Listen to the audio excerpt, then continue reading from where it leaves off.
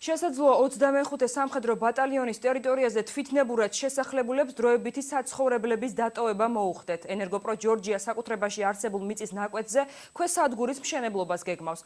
ადგილობრივები მთავრობის მიერ ჩატარებული კვლევის შედეგების გასაჯაროებას ითხოვენ, თუ ვინ საჭიროებს ალტერნატიულ საცხოვრებელ ფართს. რას შემთხვევაში დატოვებს ტერიტორიას 400-მდე ოჯახი და რას აცხადებენ მთავრობაში, ნახეთ რეპორტაჟი.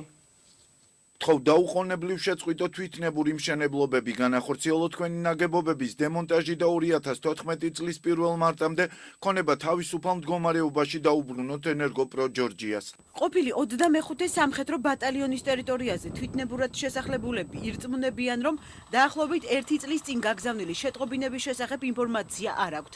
თუმცა ვარაუდობენ, რომ ტერიტორიის დატოვება უახლოეს პერიოდში მოუწევთ, რაზეც კატეგორიულ უარს აცხადებენ და ამბობენ, რომ 400-მდე ოჯახის გასახლებას მთავრობა და ენერგო კომპანია ვერ განახორციელებს, ვიდრე ისინი დასკვნას არ მიიღებენ და ალტერნატიული ფართებით არ დაკმაყოფილდებიან.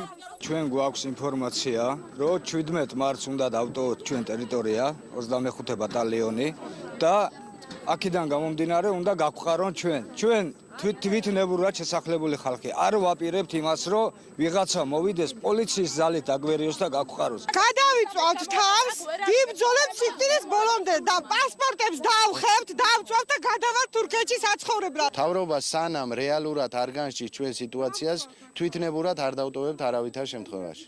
თვითნებურად შეჭრილები ამბობენ, რომ ისინი ყოფილი 25 ბატალიონის ტერიტორიაზე მიწების გასხვისებამდე 1 წლით ადრე დასახლდნენ და ფართების შეძენას თავად გეგმავდნენ. აუქციონის სახით ვყიდით ამ ტერიტორიას და უნდა გავასხვისოთ ან რაღაცა ხომ ვიღაცაზე. ჩვენც ვითხოვდით, რომ ლარიდან 5 ლარამდე მოგვაქციეთ ყურადღება, მაგრამ ისე გაიყიდა, ისე გადაგვისვეს თავზე ხელი, თითქოს არ ყოფილვართ აქა. პრო ჯორჯია თუ შემოვიდა, ხო? ანუ ჩვენ შეგვისყიდა ამ მიწასთან ერთად ეს ხალხი და თუ მას აქ რაიმის გაკეთება უნდა, ხო? ჯერ უნდა დააკმაყოფილოს თითოეული ჩვენთაგანი. ჩაიდგა 1 ქოხი, ჩაიდგა 5 ქოხი, გახდა 30 ქოხი, დილა გათენდა 30 იყო. შემოსასვლელი ერთი აქ მგონი 25 ბატალიონს. მთავრობა აგერ არის, მილიცია აგერა, სასამართლო, ყველაფერი ახლოსა.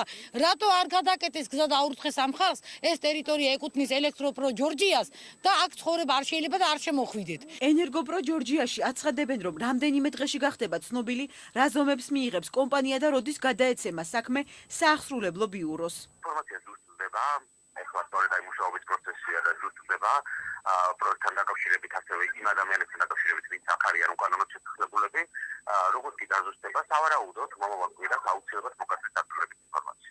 სამთავრობო კომისიაში აცხადებენ, რომ საკითხი შესწავლილია და დასკვნა რამდენიმე დღეში გამოქვეყნდება.